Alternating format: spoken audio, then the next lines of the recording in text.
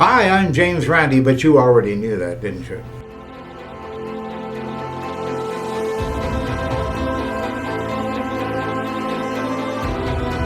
No. You came here and you're giving everybody a lot of lip service, and you haven't done anything.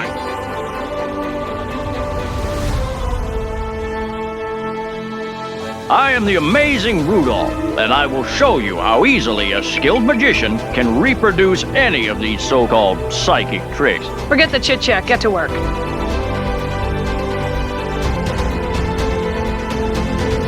For years, he has been declaring that he's a charlatan and a liar, and he's actually has been proven in a court of law by a jury for being a malicious liar in America.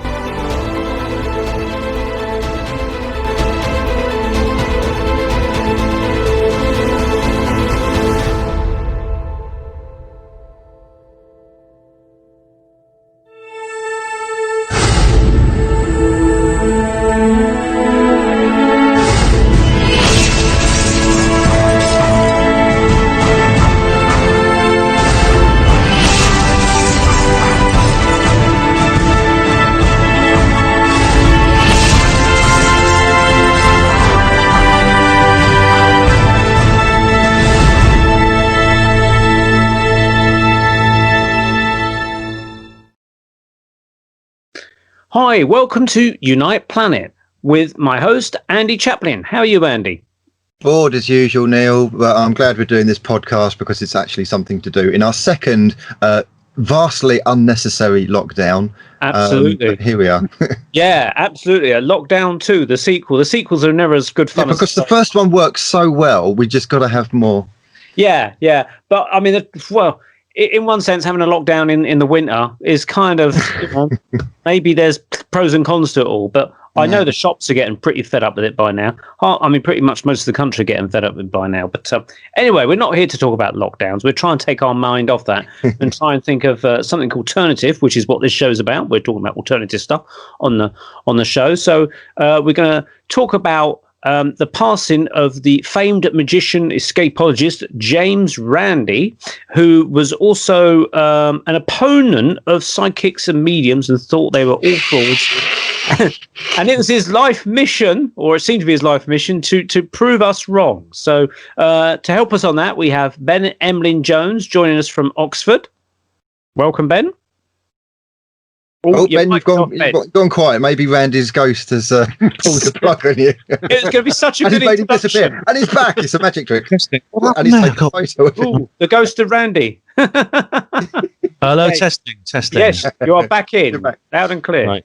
That was a Okay. fantastic magic trick, Ben. You disappeared and came back, and it was all Randy. No, that was real magic. That was. He's got the he's ordered that Norman Collier mic, hasn't he? I don't know what's going on. But anyway, yeah, thanks for having me on the show, guys. Neil and Andy, it's great to be back, and I look forward to discussing the life and works of the one James Randi. I should say from the outset that if anyone who's fond of James Randi is watching, I'm not going to be cruel. I'm not the sort of person who would dance on someone's grave. That's completely horrible thing to do, because whether you like the person or not, they have loved ones who you don't know and don't have anything against. But I should say from the outset, this is not my intention to provide a tribute for him. I'm not going to lie and be a hypocrite and say nice things about him when I don't think any nice things about him. This is just going to be an assessment of his life, his legacy, his impact, because whatever side of the debate you're on, the death of James Randi is the end of an era. Absolutely, definitely, without any doubt. And joining us in Hertfordshire is Leo Bonomo. Hi, nice to be on the show. Welcome. Thank you for having me on, Neil, Andrew, and hello, Ben. Whereabouts in Hertfordshire are you, Leo? I'm actually in Dorset. You're Dorset? I've I thought it was moved. in Hertfordshire. Oh, when did you move to Dorset? About 10, 12 weeks ago now. Oh, no wonder. Well, which part of Dorset? It's near Poole and not far from Bournemouth. Oh, my God, you're right near me. I'm in Weymouth at the minute. Mm-hmm. Ah, okay. Well, after lockdown, we're going to have to meet up for a 2-metre cup of tea. We shall, yeah, definitely. Anyway, yeah, I was going to say we have to go for a 2-metre cup of tea. If you're somewhere near Poole, I mean, I'm in Weymouth at the minute, so what's that like? Well, you can say offline wherever you are. But handy to know that. Are you enjoying it? It's brilliant. It's brilliant. It's beautiful. I mean, where I was living before was beautiful, but this is something different. And just loving it. Just loving it. Came down to be with my girlfriend, and she's been living in Bournemouth for a while now. So, yeah, great stuff. Has she got a Dorset accent? Has she got a Dorset accent, Leo? Oh, sorry, Andrew. Has she got a Dorset accent? No, she's got a Manchester accent partly, but she was actually born in Edinburgh. So, that really nails it, doesn't it? That confuses the DNA testing kit. Yeah. Anyway, so we're going to be chatting about the late James Randi, who passed at the beginning of November. So, Ben, you've done obviously talks with James Randi in some of your subject talks. You've done skeptic talks and mention him, things like that. What was James Randi to you? Oh, your mic's cutting out, Ben, again. You might need to unplug. Try a different USB. And he's disappeared again. Yeah. testing. Okay, you're back again. I'm going to have to just not use the. So I'm just going to have to not use the mute. I don't know what the hell's going on. I really don't. Don't worry about using the mute. Just pause. Yeah. Don't breathe. Technology. I don't know why it's doing that. I don't know why it's doing that. James Randi, of course, he was described as he was described the scourge of psychics, frauds, quacks, and pseudoscientists. He, over the course of his career, which was very long, he became the kind of world's number one skeptic, or like the grandfather of the skeptic movement. He was born on August the 7th, 1928 in Toronto, Canada, and he died in Florida, October the 20th, 2020, at the age of 92. His real name was Randall James Hamilton Zwing. And he was drawn to stage magic from the very early stages of his life. He used to play truant from school so he could watch conjurers in theatres. And as soon as he was old enough, he started doing it himself. And he started to repeat some of the tricks of Harry Houdini, the escapologist, who was also incidentally a member of the skeptic movement, a kind of pioneer of the modern skeptic era. He always denied that he had supernatural powers, even though some magicians at the time did claim they were really magic. He said, no, it's just illusionism. And today, that's been quite influential, because today, if you go to see a magic show, or even see a stage magician, sometimes you can hire them to come to private events. And like, I went to someone's birthday party a couple of years ago, and there was a magician there. He was very good. It is just simply tricks. It's ways of tricking people into thinking they're seeing something they're not, pulling rabbits out of hats, sawing women in half, that kind of thing. It is just simply an illusion. It makes it looks like something impossible, but it's not. He was kind of the pioneer of the people who said, "Oh no, it's not magic. It is literally just that. It's just we're fooling you. We're fooling you to entertain you." Over the course of his career, he became very angry, actually, with the people who did pretend to be really psychic, or so he claims. I mean, the classic feud he got into began in 1970 when Uri Geller came over from Israel to the United States. Because no one in Israel believes his stories. They laugh at Uri Geller. They make jokes about Uri Geller. They know he's a phony. Your argument, let's just get this clear, is that all these people who do things like bending spoons are in fact frauds. Oh, no, I've never said that. Well, not frauds, they're cheating. No, I've never said that either. Well, it's a trick then. Well, when I do it, it's a trick, and when the dozens and dozens of magicians all over the world who are doing this demonstration do it, it's a trick, yes. Is it? Not when I do it. I use real powers. But if it's true, you see, why don't you do what James Randi wants you to do, which is to do the spoon bending under controlled conditions? Oh, I've done it many times under controlled conditions. I've like you said, I've been studied at the University of London. Why not go and get $1 million off him then? I don't trust him. For years, he has been declaring that he's a charlatan and a liar. And he's actually has been proven in a court of law by a jury for being a malicious liar in America. This feud lasted 50 years until Randi's death, and indeed you should assume there's no love lost between the two of them. I mean, Geller actually tweeted something quite horrible quite sort of like gloating when Randi passed away a couple of weeks ago, but. he eventually became like a professional skeptic. In 1964, he came up with this idea that he would give a prize of $1,000 of his own savings to anyone who could scientifically prove any kind of paranormal phenomenon, and in a properly controlled test under conditions they previously agreed to. This $1,000 prize increased over the years as donors put more funds into the pot, which eventually became the famous $1 Million Challenge. And he set up an organization called the James Randi Educational Foundation to deal with it. Now, this is supposedly the last word in psychical research. This is absolutely the bottom line. Now, I'll let other people speak, obviously, but I'll explain over the course of this evening how it's not as watertight as we've been led to believe. There's no doubt that some of the people Randi targeted deserved it. I mean, there's Peter Popoff, for example, who was a Christian evangelist who claimed to have some connections with angels and used to heal people and things like that. Popoff was caught red-handed faking things. He had a radio earpiece in his ear, which he was getting basically messages from his wife backstage, who had a list of prayer cards that people filled out before every meeting. But most of the people he attacked didn't deserve it. He became a bitter enemy of people like us. I don't think he'd expect us to grieve for him, and I'm not going to. But some people he targeted really were innocent, like Rupert Sheldrake. He persecuted Rupert Sheldrake brutally, called him all kinds of names, and his loved ones have my condolences. His brother and sister, his partner David Pena, also known as Jose Alvarez. How he got two names is a long story. They got my deepest condolences, but I personally do not feel any sorrow.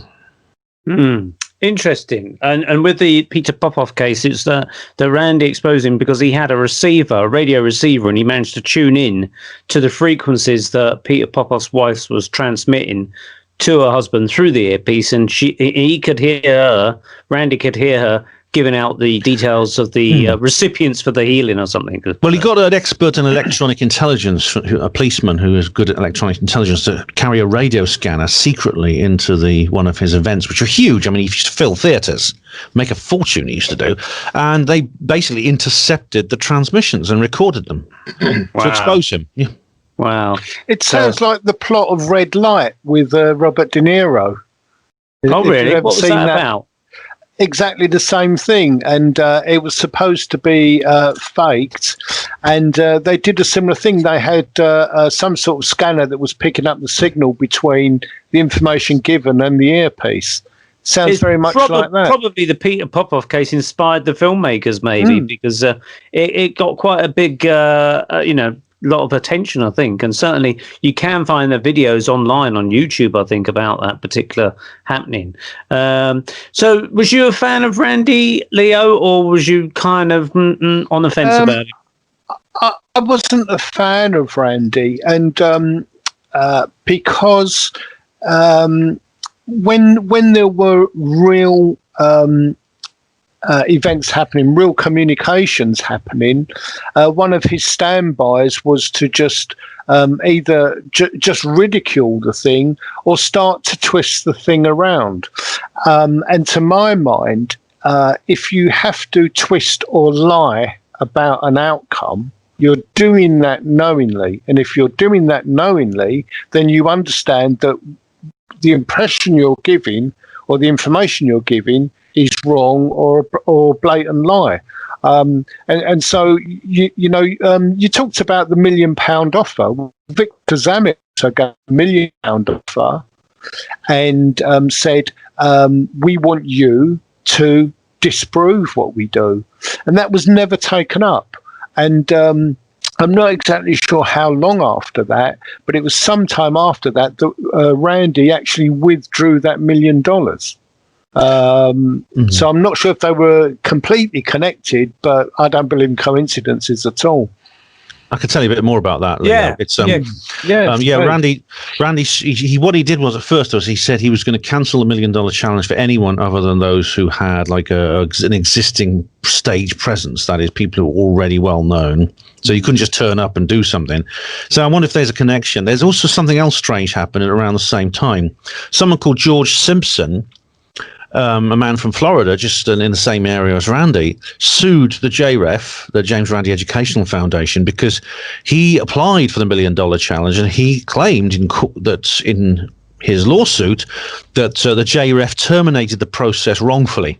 Because Randy always said you've got to do some preliminary tests first, and if you pass those, we'll go on to the main thing. And so long as you keep producing results, we will honor our agreement with you. You basically sign an agreement, and then you can do the $1 Million Challenge. Now, Simpson claimed that Randy and the rest of his team just simply stopped returning his calls at some point. This is after he'd already begun the process of taking the challenge. Now, I've got, if you want to see the court papers, I've got the PDFs of them here. It's very, very interesting indeed. Oh, that would be interesting. I'll send them over to you. But the weird thing about it firstly, several things about this. Firstly, the skeptic movement just hardly spoke about this, even though it went public. And the CFI forum mentioned it a couple of times. They were just very sympathetic towards Randy, of course. All they could do was just say, "Oh, Randy must be right," but no one else spoke about it. And then suddenly, everyone went quiet about it. The JREF never said a word about it at all. And Simpson himself also took down the details from his website. Now, this can only mean one thing. They settled out of court. Now, if they settled out of court, the JREF $1 Million Challenge is not as watertight as Randy's claiming, because if it was, he would have gone to court and fought it. So obviously, this, in a sense, this out-of-court settlement is kind of an admission of guilt. Yeah. So they obviously said to George, "Okay, we'll pay you so much, just shut up and leave us alone," basically. And does it say that in the court papers that you've got on PDF, like a final statement or anything? No, it's just the initial actual claim is in the paper. I see. So it goes up to a certain stage, and then the well dries up of that information. Yeah, just basically it's people. Probably the out-of-court settlement involved probably confidentiality. They didn't want the bad publicity. But the fact is, if you believe Randy's flannel, you would think, well, it's so honest and above board. You just go to court and fight it. And Randy is a very, very he's good at putting on a good shop front window. He's very, very good at. He is a showman. It's something he's been doing since he was a little kid, and he knows how to put on a show for people. He knows how to present an image. But if you look behind the image, it's not as clean and clear cut as it looks. There's other examples I give you, the Project Alpha hoax, things like that, where he has essentially been caught out presenting false information. And I mentioned Rupert Sheldrake. He's told lies about Rupert Sheldrake. Claiming his dog experiment, the dogs who know when their owners are coming home. Randy made false claims about that particular experiment. He's a liar. He's a deceiver by profession, and he's a deceiver by nature. And my reason for saying this, without being sued for libel, is that he wrote an article in a magazine about my dog research called Dog World. Probably very few of you read Dog World, but lots of people do. And in this, he said that we at the James Randi Educational Foundation have repeated Sheldrake's experiments. They fail. Then he said, we've also examined all his videotape from his experiments and shown the dog goes to the window all the time, and it's not as he says it is. An unequivocal statement. I emailed him asking him to give me the details of the experiments he'd done. What journal were they published in? Where's the data? Reasonable questions that a scientist would ask. He didn't reply. I emailed again, he didn't reply. So I emailed his scientific advisory board, and they advised him to reply. So he then replied, and he said, well, actually, these experiments were done many years ago when I looked after a friend's dogs for a couple of weeks in New York, and I lost all the data. They were lost in a flood, so I've got no data, and they've never been written up. So what kind of evidence is that? If I produce evidence for science, say, well, I did them years ago, I've lost all the data, but just believe me, he wouldn't go for that, I'm sure. And then the examination of the videotapes, he had to admit he'd never seen the videotapes. He'd simply made that up. Now, with a man with such a low degree of honesty, I don't think he should be an arbiter of scientific credibility or truth. There are other examples as well. So yeah, he calls himself he's a professional charlatan, and indeed he was. He meant it in an ironic sense, but perhaps we should interpret it more in a literal sense. I tend to find that the biggest anti-fascists are actually fascists, and I tend to find that the people that throw shit at other people are the ones that are doing it themselves. So the ones that think that everyone else is a fraud are the ones that themselves are frauds. And I think what I would say about James Randi, and again, condolences to his family, but I'm not losing any sleep whatsoever about him passing, unfortunately. Is that he is judging everyone else by his own standards. So because he's a magician and because he knows how to fraudulently fake mediumship and fake psychic things, he assumes that everyone else must be doing the same. He assumes that all other psychics, all other mediums, well, they must be frauds, they must be doing it this way. And the biggest thing I always kind of like find with these people is that they say they want to be convinced. They want, if only there was evidence, they'd gladly accept it. And I've yet to find a single person that really believes that really wants it. They don't. They have an agenda and they're sticking to that agenda. And when you try and present them with evidence, and this goes with conspiracy theories and agendas and New World Order and that kind of thing. It's not just the kind of psychic and mediumship type things.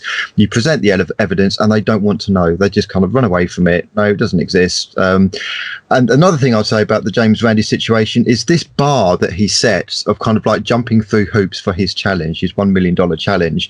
From what I understand, the bar kind of starts at this level. And then if you manage to get to that level, it goes up a notch, and then up a notch, and then up a notch to basically impossible level standards. So basically, there's no way of winning it. There would be no way of winning the $1 million challenge.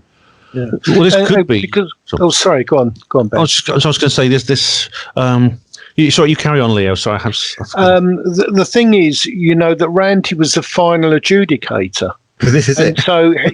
So I mean, that's flawed. First of all, the other, I've got a theory about skeptics, and I think they're actually afraid. Now we're all here, from a spiritual point of view, we're all here for a reason. None of us are perfect. Which is why we're here. It's part of the learning process. But I do think that they have quite a vivid fear of, if I've not been good and there is something else, I really don't want to know. And the human mind is exceptional at blocking stuff. You've got to look at the Holocaust and that kind of thing. No, we did nothing wrong. We just followed orders. We did this. The human mind can make excuses for anything. And I do feel that they have a fear that if others are right, then what lays in store for them? The other point that I'd like to make is very few people, even if they're well-known mediums and that, very few make a lot of money. However, professional skeptics like Randi, they're on, I can't remember the exact amount he was on, but he was being paid something like $100,000 a year to prove that it was wrong. Others were also professional skeptics. They get paid a lot of money just to prove, or if they can, that there's nothing that exists. So they have vested interests in making sure the truth, as I know it, doesn't get out. So, a hardcore skeptic cannot stand up and say, absolutely, this doesn't exist because, and I'm being honest to you. If you're getting paid a lot of money to hold a particular view and to keep your post in a university and to keep the funding coming in, you've got a vested interest. Now, suppose, with all our vested interests, I've been blessed to know the truth since I was 2. So, yes, I have a vested interest, and of course I'm a working medium, so you could say that applies too. But most of us don't make huge amounts of money. What skeptics forget is that by the time we have trained, gone on all the courses, it costs us a lot of money to get there. Whereas they go to university, they get funding to be a skeptic. And a lot of our history in England is wrong. You know, you've got crooks. Unless you look into this subject, you don't know anything about crooks and his scientific methods and his belief and his experiments. There is a gentleman which is known as the greatest Englishman ever. I can't think of Thomas Paine. Thomas Paine. Yeah. Thomas Paine. There was effectively a hit out on him because of his spiritual views. So he had to go to America.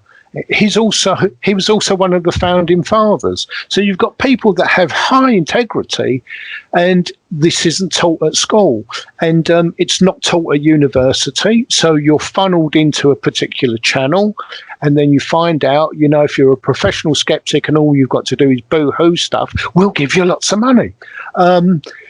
It's not the basis for scientific fact, and it's also the easy way out. I mean, take a medium and a skeptic. A medium has to go out there and they have to tune into spirit, and they have to give information to somebody in the audience from spirit and hope there's a connection and putting their reputation on the line. What does a skeptic do? They come along, oh, I don't believe that. Give me money. I don't believe that. Give me money. I mean, it's just insane. It's absolutely insane how they could be paid that amount of money, $100,000. I mean, who pays this? Who's actually kind of giving them this money? Part of it is funded through foundations that want to hide this, but it's funneled into universities where they're paid to be skeptical. You know, so the money comes from various areas, and you've got private investors that have the belief that it's all rubbish and want to fund it. You know, if you take the United States government, for example, they will tell you, along with most countries, it doesn't exist, it's complete rubbish, etc., etc. Several years ago, and I think it may have been 8 or 9 years ago, I did an article about a guy called Joe McGonigal, who is the highest peacetime. He was awarded the highest peacetime offer in America. Now, he was a remote viewer. And they said in the presentation speech that he had done excellent work for his country and stopped various attacks, military attacks, and gained a lot of intelligence. Now, you've got the government saying none of this exists, but they were spending at that time around $60 million a year. So, you know... two things about skeptics. I would love them to challenge the government and say, why are you wasting taxpayers' money? You know, on this rubbish. You call it rubbish. UFOs don't exist. You're spending all this money. The other thing, do you know, I've lost my train of thought. I do apologise. I'll come back to it in a second. Yeah. Well, Ben, I was going to say, Ben, you had a story about a guy that you know who offered James Randi $100,000 to come to the UK for 6 weeks and spend time in haunted locations.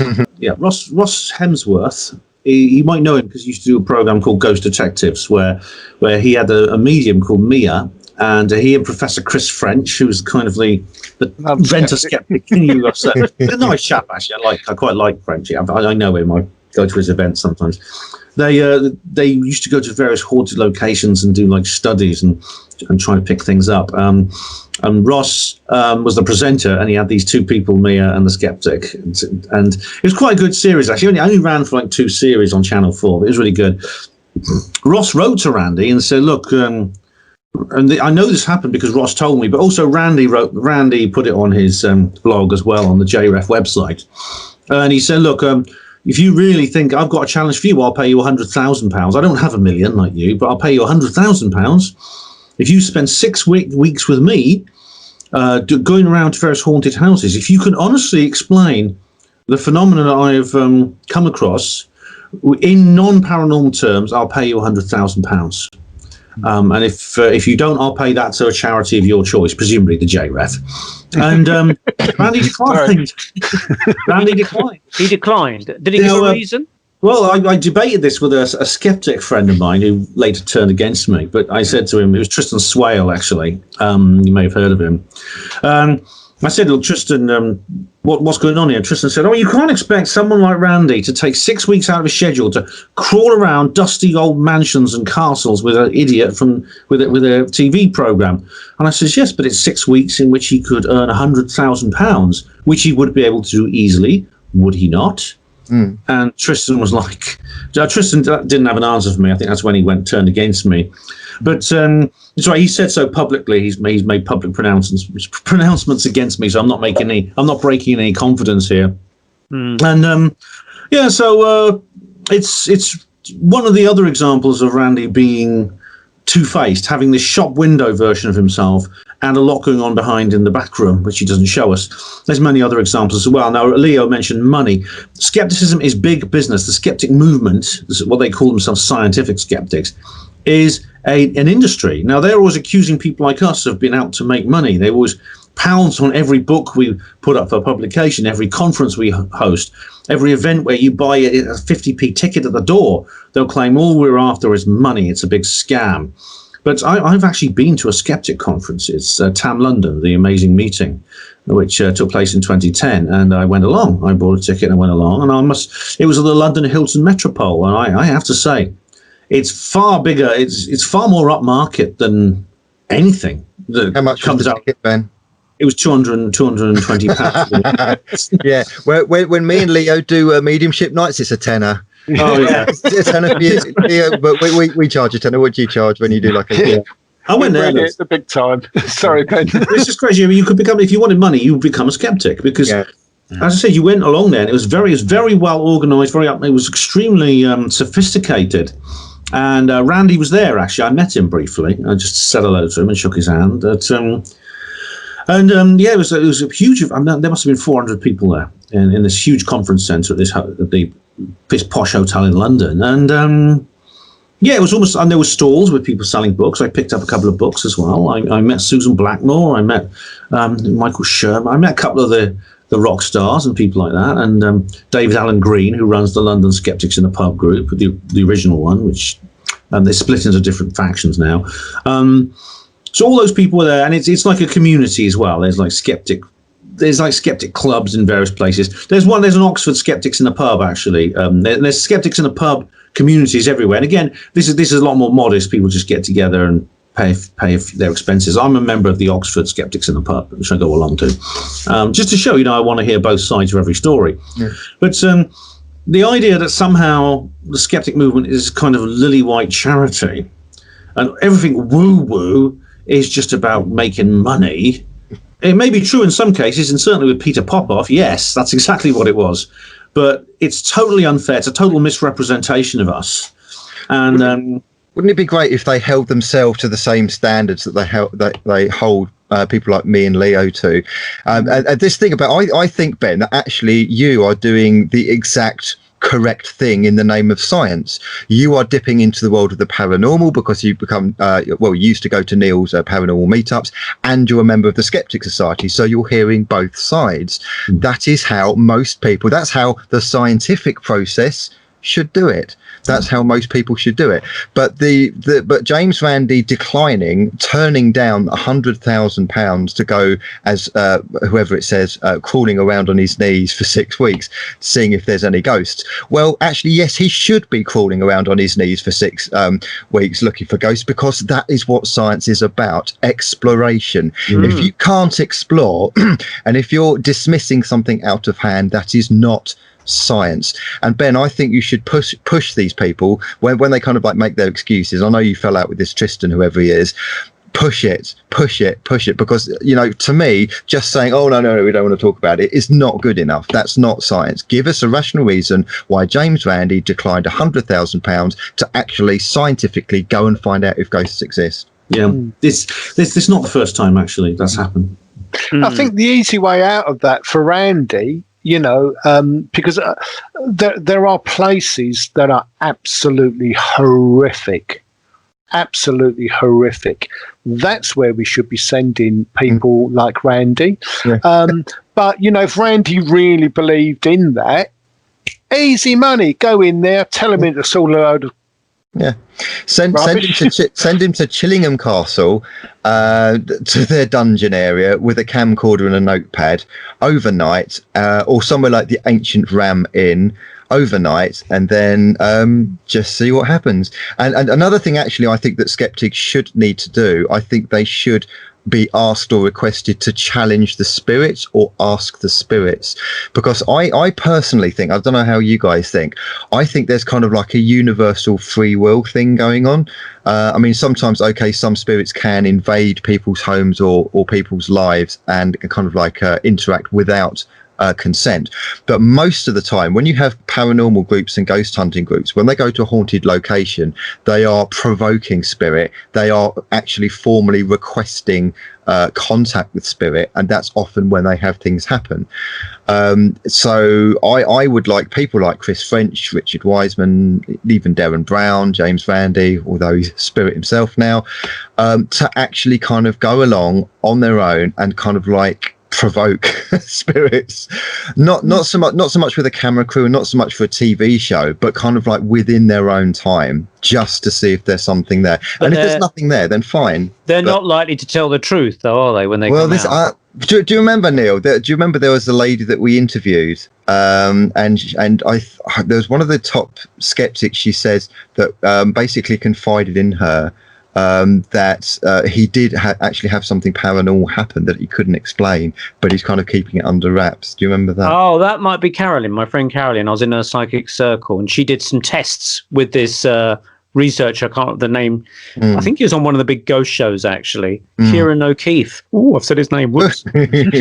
Sorry about that. So anyway, allegedly he did some tests on her, and he couldn't explain why she was getting such high returns and high hits on the whatever she was doing experiment wise, which I thought was very, very interesting. I'll tell you what I find fascinating, Neil. Do you ever watch the modern kind of Most Haunted series? Well, I watch Netflix, so if it's on there, I might have come across something now. So this is, I think this is kind of like post Derek Acora years, right? Either because he passed on or because he was actually sacked, wasn't he, for the whole Creed Kafer thing. He really didn't do the psychic scene any favors with that. Well, I am going to get Dick Loves Fanny shirt. Was it Fanny Loves Dick? One of those shirts. I shouted it out, didn't he? I actually quite like the skeptic stroke parapsychologist on the more recent Most Haunteds. I've forgotten his name. He's an English chap, kind of blonde hair, kind of biggish chap. But it's really fascinating because he comes from a skeptical angle, and he comes from a kind of like a rationalist, reductionist angle, which is fine, and I think is good. But he gets absolutely flummoxed by some of the things that happen. So things like coins that keep appearing, the knocks that keep happening, they keep even under his feet. He's even saying kind of like there's knocks, I can hear them, they're under the feet, and they're intelligible, and they're kind of responding to kind of questions that we're asking. And watching him try and debunk it and can't debunk it is absolutely fascinating. And I would love the top skeptics to actually make that kind of effort to go into searching whether there's something out there. I want to kind of like bring in something else that's really interesting. I'm a member of Spooky Isles, which is a group kind of like, well, in Britain, and they kind of like, they have different guests, they have different speakers, they do ghost walks, everything paranormal and woo-woo. And I will plug them because I've been on their show, and they're quite good people, actually, Spooky Isles. But there's one particular guy, a real hard-nosed kind of skeptic Scottish guy. I think his name's John, but he's a lovely guy, and I've met him at one of the kind of like the talks that Spooky Isles did, and he said that he stayed at the Ancient Ram Inn, which has got a history of witchcraft, devil worship. It's one of the most haunted places, one of the oldest places in the UK in terms of like inns and pubs. And do you know what he said about his night over at the Ancient Ram Inn? He says it's one of the best sleeps he ever had. Now, this actually raises a really interesting question, because I've heard other stories, for instance, of doctors and nurses doing charity sleepovers in the Ancient Ram Inn to raise a bit of money, stay in a haunted Ram Inn kind of thing. And from what I heard, they couldn't survive the night. There's so much weird stuff was happening, poltergeist activity, presences, like demonic laughs and that kind of thing, that they started off as a laugh, ha ha, isn't it funny? And they couldn't stand it, and they left. And yet John comes in. I think his name is maybe Fraser Mackenzie, something like that. I'll have to find his name anyway. But he basically said that it was one of the best night's sleep he had. But he is a skeptic. He loves the paranormal. He loves anything to do with ghosts and ghost stories. But he says he's yet to experience anything and yet to come across anything genuinely paranormal. I would put to you guys, I don't know how you feel about this. Does human perception create reality? Do paranormalists or people who believe in spirits and ghosts going into a haunted situation create haunted situations around them, including physical things, poltergeist activity, shadows, lights, orbs, anomalies? And do skeptics actually also create their own reality by going to haunted locations and, if you like, kind of blocking it out or putting a shutter down on it? I would say no. I know about the idea of creating your own reality according to your beliefs, thoughts, and wishes and stuff like that. That's kind of a bit of a new age concept, which was pioneered by the Seth material. However, back in the 1980s, there was a series presented by James Randi on ITV, and it was like a 6-part kind of James Randi investigates the paranormal or something like that.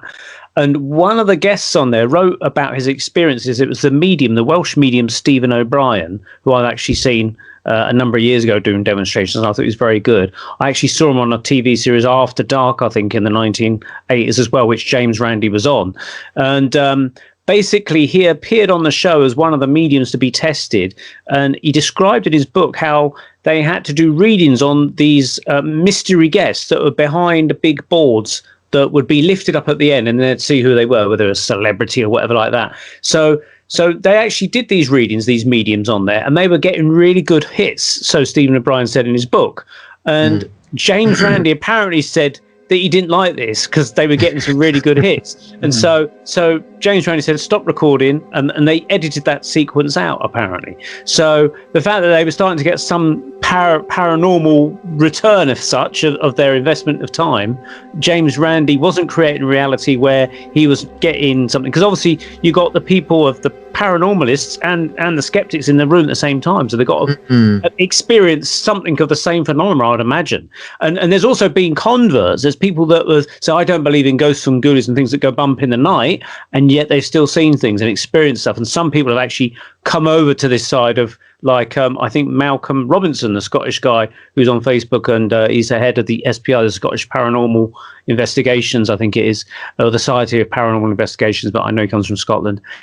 He was absolutely a skeptic, but I believe he said that he's been punched or hit or pushed or scratched by poltergeists and things like that, which I think persuaded him that there was something to it again, you see. So the skeptic mind doesn't push that phenomenon out, although I can understand it could impede mediums doing their reading. Would that be right, Leo, do you think? That would be, because that they can put out a vibration, and it's a bit like staring someone out, who's going to crack first. But if you come into an investigation with that mindset, mediumship is a very delicate thing. It's a very, very fine balance, and everything has to be in line for the communication to take place. So if there are bits which are out of line, it does make it very, very difficult. And I think that skeptics do understand that. And I think, if you've got a room full of skeptics, I once did, I was invited to do Croydon Church, and Croydon Church at that time was very, very hard to get into. And I was invited along to do a demonstration, which I did. They wanted me back, and I thought, well, that's great, and they invited me. I went along one night, and it was wall-to-wall skeptics. So I don't know what happened, but I knew I was getting stuff. People were refusing it, weren't accepting it at all. So in the end, I just thought, well, I'm just going to do what I do, and when the time's up, I'm going to get off. So that for me was a very strange experience, but I learned so much that evening, including the fact that people can put up walls, and and disturb those vibrations that are there. So I think absolutely that can happen. You know, that you can block people. So that doesn't surprise me at all, that skeptics would go in with that point of view, you know, whatever happens, it's not happening. But I agree with what you've said. I think they should be given the keys to some of these places that really are haunted and say, we don't care, you know, you don't have to give a statement or anything, just go in there and stay a couple of nights and see whether they are going to volunteer to go back for a second night. Leo, what do you think was going on? And I found him actually on Spooky Isles. So if anyone's interested, go onto YouTube, look up Spooky Isles. His name is John Fraser. He won't mind me saying it because I do know him, and I think he's a good guy actually. The thing is, like with skeptics, have you guys noticed this? There's two kinds of skeptics. There's ones that are really, and these are the ones that I don't like. They're smug, they're arrogant, they're cynical. Everything's like a or tinfoil hat, but they hate criticism themselves. Or you have genuine skeptics who have a disbelief, or they're looking for evidence, but they're, you know, prepared to actually look at things and, you know, prepared for evidence to come their way. And I would say John Fraser is the latter. He's a skeptic, but he does it with honesty, and he does it kind of with integrity. Leo, what do you think was going on when John Fraser was going to one of the most haunted pubs with demonic and witchcraft and devil worshipping background, where doctors and nurses can't stay the night because it's just so haunted, and he has the best night's sleep that he's had for ages? What do you think is going on? Well, nothing is guaranteed from a mediumship point of view, or a supernatural point of view. So the only answer that I can really give is there just literally wasn't anything happening that night. I don't feel that he could affect anything there physically, mentally, you know, so to prevent anything happening. So I think it just happened to be one of those nights. It would be great, I think, for him to go back over perhaps a week or something like that, because it is very, very active, that place, very active. I've not been there. No, I haven't been there, but I've heard. So I think, you know, it's sod's laws happening. I'm sure things don't happen there every night of the week. I'm sure that there are times when there are quiet periods, and he was lucky or unlucky enough to go there when it was a quiet period. Also, I was going to say also that if you take a typical spiritualist church or a seance, they sing their hymns and play music in seances to build up the energy. That's presumably for the phenomena or the messages to come through on that energy wave, if you like, for want of a better word. And so if you get your friend that goes along there and sleeps the night, he's not going to be singing and doing and building up energy, because he obviously doesn't know about it, I presume.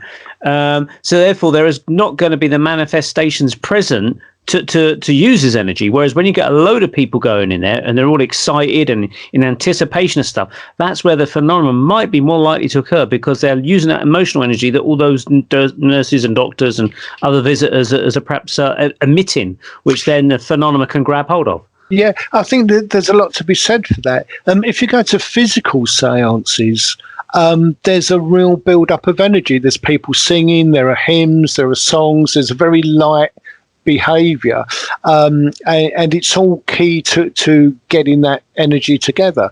Now, if you're looking at physical seances, it's a very, very specialized thing. The atmosphere can change quite dramatically. You're never guaranteed that anything's going to happen, first of all, even though it's constructed, spirit make the arrangements, etc. And when you go, it can be an hour, 2 hours, 3 hours sometimes. But there are occasions when you're in there for 20 minutes, half hour, and the energy just drops. There's nothing you can do. So it isn't a guaranteed thing. And I think one of the skeptics' views is that it's guaranteed. Turn it on, you know, like a tap. We'll watch it all flow, and then we'll tell you what we think. And it's not like that. It's not like that at all.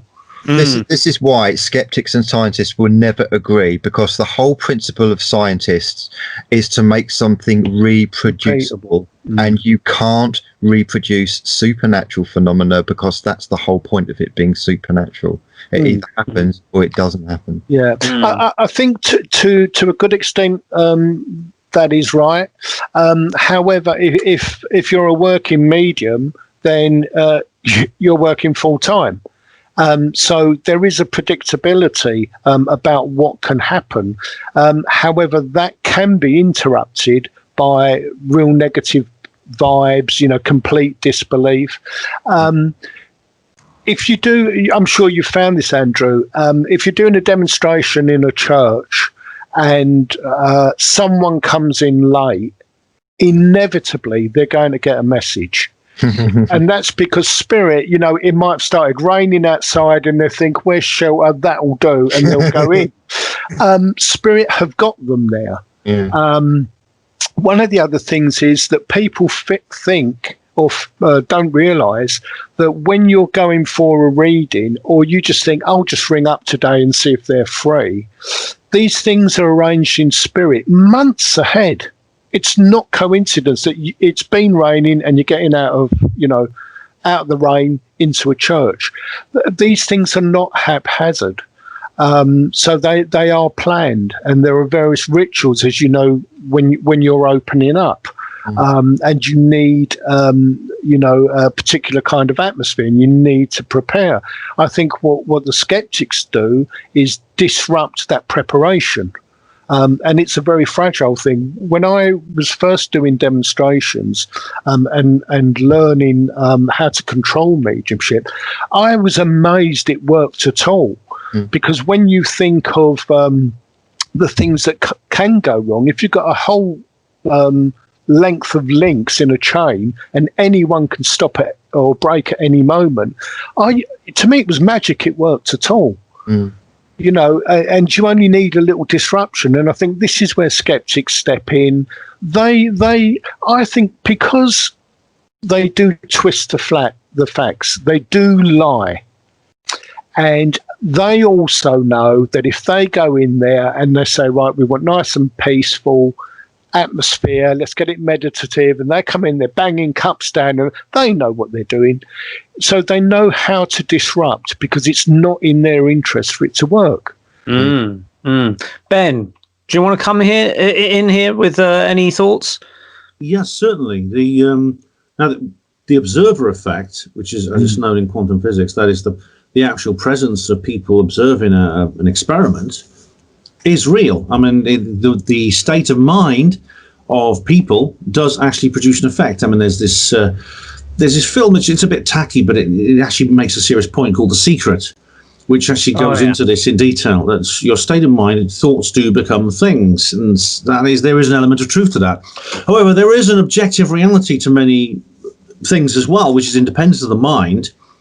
So the presence of a skeptic in a certain location can have some influence on what goes on. It can't control everything. It's not the beginning and end and everything. We're not living in a world where everything is subjective. Absolutely not. Because in some haunted locations, you have like spontaneous experiences from people who are not involved in anything. They're not believers, not necessarily believers. Some of them become believers because they have this experience. You get the same thing with ufology. People sometimes get an interest in UFOs when they have a close encounter. Now, in the case of certain phenomena, it depends on the phenomenon, because things such as seances, spiritualism, it's probably easier to control because it does tend to be in an environment where there's basically people involved rather than places. So, for example, I went to a demonstration by Jason Harrington, who's a well-known, he's quite a skilled, I think, physical medium, and I witnessed physical mediumship for the first time ever in terms of transfiguration, and it was fascinating. He did say, though, at the time, because he wanted his face to change, where you have Leo, you've probably heard about this. Transfiguration. Gene Skinner, I interviewed Gene Skinner about this. And absolutely. And where a different face would actually appear in ectoplasm over the existing face. He couldn't do that. He could make his hands change. It was really interesting, because his hands actually changed shape in front of us. It was quite astonishing. But he did say there's not enough people in the room. He said you need more, and so obviously his demonstration was dependent on other conscious minds observing him. That's absolutely true.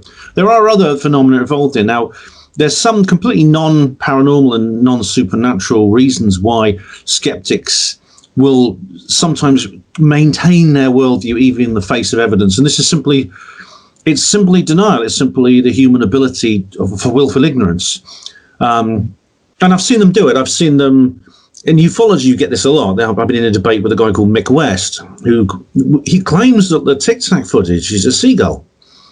He says he says that the gimbal thing he says it's an airline. He identified it as he says it's a 757 airliner. And I mean, he can not only does he know it's a man-made aircraft, he knows what model it is based on this image. And I'm staring at him in disbelief, and I'm looking at someone who's literally like Winston Smith in 1984, he's seeing 2 + 2 = 5. And when someone's thinking that, you can't really take them out of it. I mean, this happens to all people. I mean, you may at some point have been in a very destructive and abusive relationship with somebody who's mistreating you badly, a parent, partner, friend or something, and you can't see, you don't realize it. It's other people in your life will sometimes tell you, so you've got to get away from that person. They're ruining your life.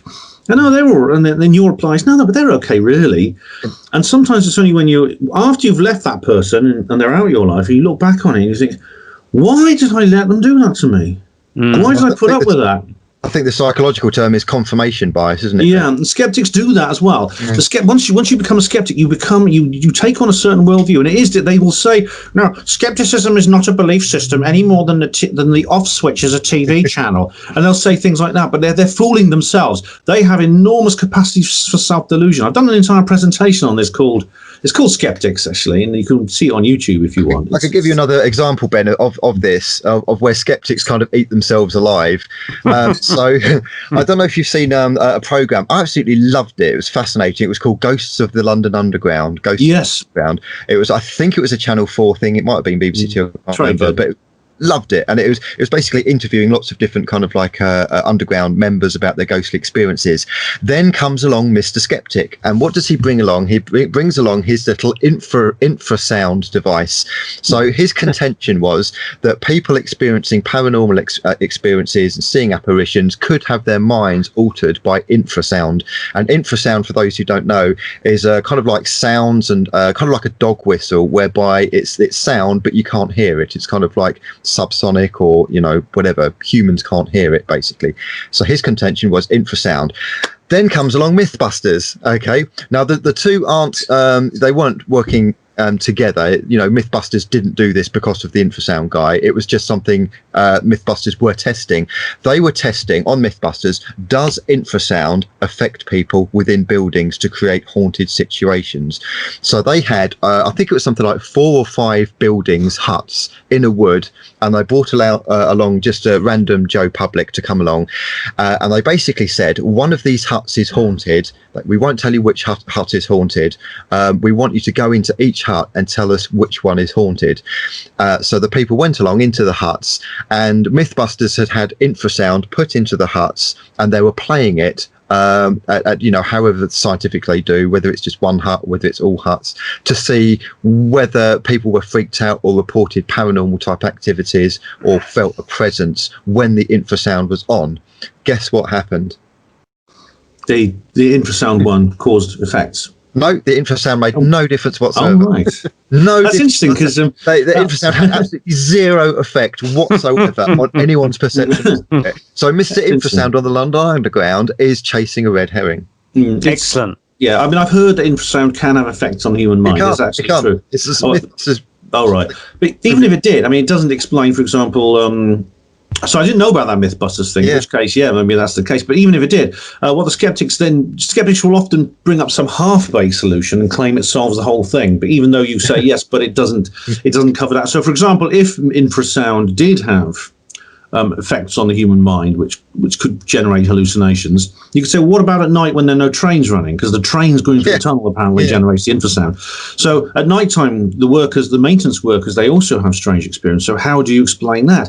But the skeptic doesn't need to do. The skeptic will just say, well, look, I've come up with an explanation for some of these phenomena, and surely that's enough.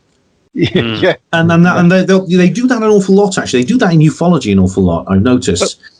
But they just want to create that doubt, don't they? Yeah, but Sorry, ghosts Neil. have been around for thousands of years. You know, people cited Roman ghosts, and you know, there was Harry Martindale in the 1953 in York at the house in York where he was doing some plumbing. He sighted the ghost there, and that was before any of this technology came along to sort of say this is what you're seeing. In fact, he heard it, the heralding of a trumpet noise, which is what the Romans used to herald their arrival into the garrison or something when they were returned.